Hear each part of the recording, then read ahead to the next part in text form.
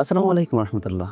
আপনারা যারা কলরবের ২৭তম ব্যাচে ভর্তি হবেন বলে আগ্রহ প্রকাশ করছেন, আমি বিশেষ করে ভিডিওটি আপনার জন্য। দীর্ঘ ১ বছর পর কলরবের ভর্তি বিজ্ঞপ্তি নিয়ে আপনাদের মাঝে কথা বলছি আমি মাহমুদ জাকির হাসান। আপনারা দেখছেন হাসান টিউন। প্রিয় বন্ধুরা, আপনারা যারা কলরবের শিল্পী হতে চান, ভর্তি হতে চান, আমাকে অনেকভাবে রিকোয়েস্ট করেছেন, মেসেজ করেছেন যে পরবর্তী ভর্তি বিজ্ঞপ্তি কবে দেওয়া হবে এবং কখন আমরা ভর্তি হতে পারব। আমি কথা না বাড়িয়ে একেবারে স্ক্রিনে আপনাদেরকে দেখিয়ে দিচ্ছি। এ হলো আপনাদের কলরবের ৩৭তম ভর্তি বিজ্ঞপ্তি, যেটি ইতিমধ্যে শুরু হয়ে গিয়েছে আলহামদুলিল্লাহ। আপনারা স্ক্রিনে যেটি দেখতে পাচ্ছেন, এটি হলো কলরবের ৩৭তম ভর্তি বিজ্ঞপ্তি। এটি চলবে আগামী ১৮ জুন পর্যন্ত এবং ১৯ জুন শুক্রবার ঠিক সকাল সকাল কলরবের কেন্দ্রীয় কার্যালয়ে, কলরবের অফিসে আপনাদের ৩৭তম ব্যাচ শুরু হতে যাচ্ছে ইনশাআল্লাহ। এখানে কারা, কারা আপনাদেরকে সঙ্গীত প্রশিক্ষণ দিবেন এবং কারা তত্ত্বাবধানে আছেন, চলুন আমরা প্রথমে সেটি জানি নিই। তারপরে আমরা এই কোর্স সম্বন্ধে আরও ডিটেইলস জানবো। চলুন শুরু করা যাক। প্রিয় বন্ধুরা, আমরা দেখতে পাচ্ছি যে আমাদের ক্লাস নিবেন কলরবের জনপ্রিয় শিল্পী এবং গীতিকার সুরকার ইমতিয়াজ মাসরুর, মোহাম্মদ বদরুজ্জামান, ইয়াসিন হায়দার, আহমদ আব্দুল্লাহ, ইকবাল মাহমুদ, হুসাইন আদনান এবং আরও রয়েছে আমাদের প্রিয় শিল্পী সাইদ আহমদ, আবু রায়হান, ইলিয়াস হাসান, ইলিয়াস আমিন, তাওহিদ জামিল। আমাদেরকে তারা সঙ্গীত প্রশিক্ষণ দিবেন। আমরা যারা ভর্তি হব, তাই সকল শিল্পীদের কাছ থেকে আপনারা আপনাদের সঙ্গীতের শিক্ষা পেয়ে যাবেন ইনশাআল্লাহ। এই কোর্সটি যারা তত্ত্বাবধানে রয়েছে তারা হচ্ছেন কলরবের সভাপতি বা কলরবের প্রধান পরিচালক রশিদ আহমদ ফিরদাউস এবং কলরব পরিচালক শাহ ইফতিখার তারিম ভাই। কোর্সটি কারা পরিচালনা করছে? এটি পরিচালনা করছে আপনাদের প্রিয় শিল্পী সাইদ আহমদ এবং বদরুজ্জামান। সার্বিক ব্যবস্থাপনায় যারা আছেন তারা হলো আমাদের প্রিয় শিল্পী সাদমান সাদি, আবির হাসান এবং ইমরানুল ফারহান।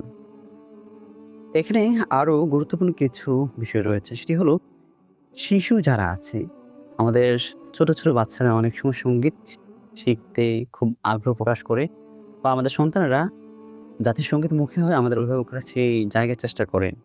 তো সেই জায়গায় শিশুদের নিয়মিত ভর্তির সুযোগ আছে। অর্থাৎ আপনি যদি ভর্তি হতে চাই, সেক্ষেত্রে কোনো না কোনো ব্যাচে ভর্তি হতে হবে।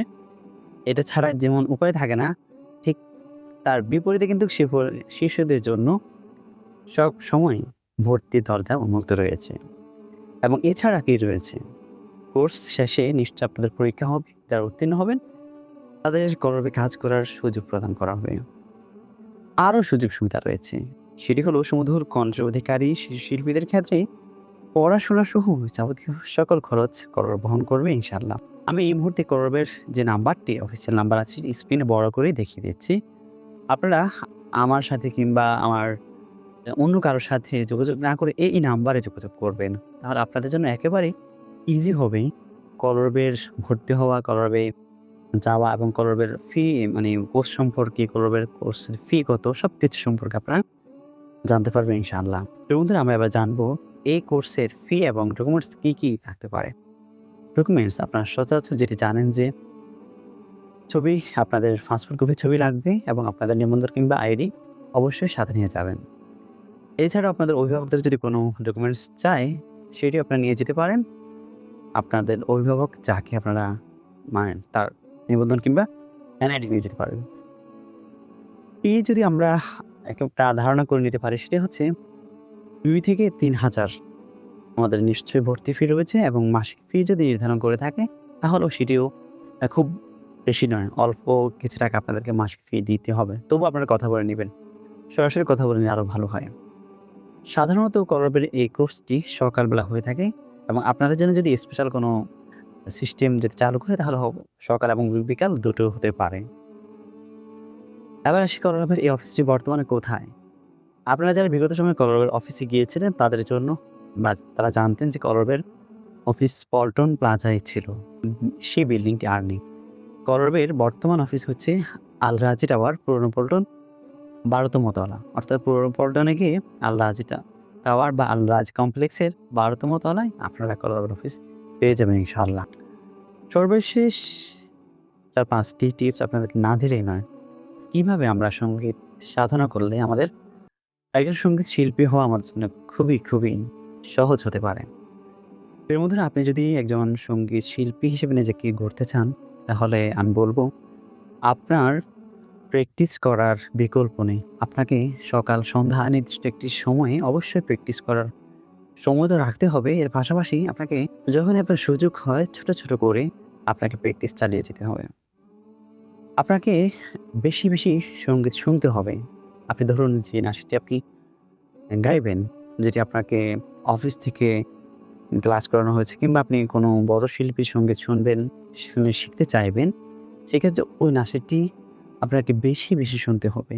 শোনার মধ্য দিয়ে আপনার শব্দ, ছন্দ, গাওয়ার স্টাইল মানে যাই বলি না কেন আমরা অনেক কিছু শোনার মধ্য দিয়ে আয়ত্ত করতে পারি। তো আমাদেরকে প্র্যাকটিস করতে হলে তার আগে আমাদেরকে শোনার অভ্যাসটা গড়তে হবে। কারণ আপনি যদি শুনতে না পারেন, শোনার ধৈর্য যদি আপনার কাছে না থাকে, তাহলে আপনি গাওয়ার যোগ্যতা হারিয়ে ফেলবেন। অর্থাৎ শুনতে হবে বেশি এবং গাইতে হবে বেশি। ৩ নম্বরে আমরা যেটি বলতে চাই সেটি হচ্ছে আপনি শুধু শুনলেন, গাইলেন, এতেই কি আপনি শিল্পী হয়ে গেলেন? একদমই না। আপনাকে সঙ্গীত শিল্পী হতে হলে অবশ্যই আপনাকে আরেকটা জিনিস করতে হবে, এটি হচ্ছে আপনাকে লিখতে হবে। তো আপনি আমাকে প্রশ্ন করতে পারেন যে আমি লিখব কেন? কবিরা আছে না তারা লিখে দিবে। হ্যাঁ, কবিরা তো লিখবেই, পাশাপাশি আপনিও লিখবেন। কারণ আপনি একটি সঙ্গীত লিখে যদি নিজের সঙ্গীত নিজে গাইতে পারেন, তাহলে কত সুন্দর। আপনি নিজেই গীতিকার, নিজেই শিল্পী। তবে এখানে একটা শব্দ থেকে যায়। নিজেই গীতিকার, নিজেই শিল্পী, তাহলে সুরকার কে?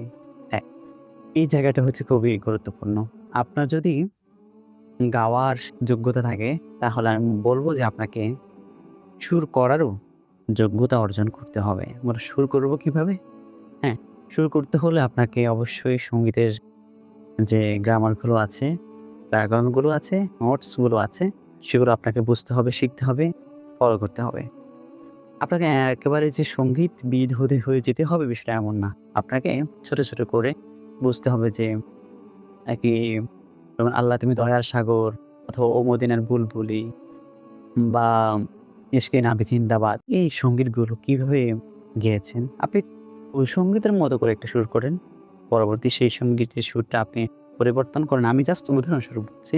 তবে আপনি একজন বিজ্ঞ সুরকার হতে হলে অবশ্যই আপনাকে অনেক কিছুই জানতে হবে। সেজন্য বলছি আগে আপনি চেষ্টা করতে হবে, শুরু করতে হবে। তাহলে আমরা কি পেলাম? আমাকে একজন যদি সঙ্গীত শিল্পী হতে হয় তাহলে অবশ্যই আ শুনতে হবে, গাইতে হবে, লিখতে হবে, সুর করতে হবে। মোটামুটি আপনার একজন সঙ্গীত শিল্পী হওয়ার ক্ষেত্রে আপনি অনেক দূর এগিয়ে গেছেন। তারপরে কি করতে হবে? এবার আপনাকে মানসম্মতভাবে রিলিজ করতে হবে। সেটি হোক অডিও কিংবা ভিডিও।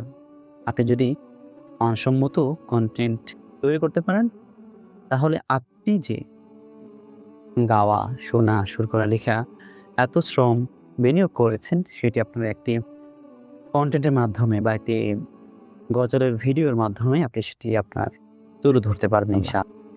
আমি কলরবের এই যে ২৭তম কোর্সে যে ভিডিওটি করিয়েছি, আমার মনে পড়ে আমি দীর্ঘ ১ বছর আগে আপনাদেরকে আরেকটি ভিডিও দিয়েছিলাম এবং মাঝখানে দীর্ঘ গ্যাপ দিয়ে আবারও আপনাদের মাঝে হাজির হলাম এই চমৎকার কিছু বিষয় নিয়ে। এবং হয়তো ইতিমধ্যে আপনারা বুঝতে পেরেছেন আমি আমার সেটআপ পরিবর্তন করেছি। এটি আপনাদের ভালোবাসা। ও সেই সাথে আরও ২-৩ কথা না বললেই নয়। হাসান টিউনের ৭৫,০০০ সাবস্ক্রাইবার অতিক্রম করেছে আলহামদুলিল্লাহ। এজন্য আপনাদেরকে শুকরিয়া জানাই এবং সেই সাথে ১৮ই জুন যেদিন আপনাদের ভর্তি শেষ হয়ে যাবে, সেদিনই কিন্তু আইনউদ্দিন আল আজাদ রহমতুল্লাহি আলাইহির চলে যাওয়ার তারিখ। আপনারা নিশ্চয়ই জানেন। এই তারিখটির সাথে কলরব ওতপ্রোতভাবে জড়িত। শুধু তাই নয়, ইসলামের সাংস্কৃতিক সঙ্গীত অঙ্গনের প্রায় সকলেই জড়িত।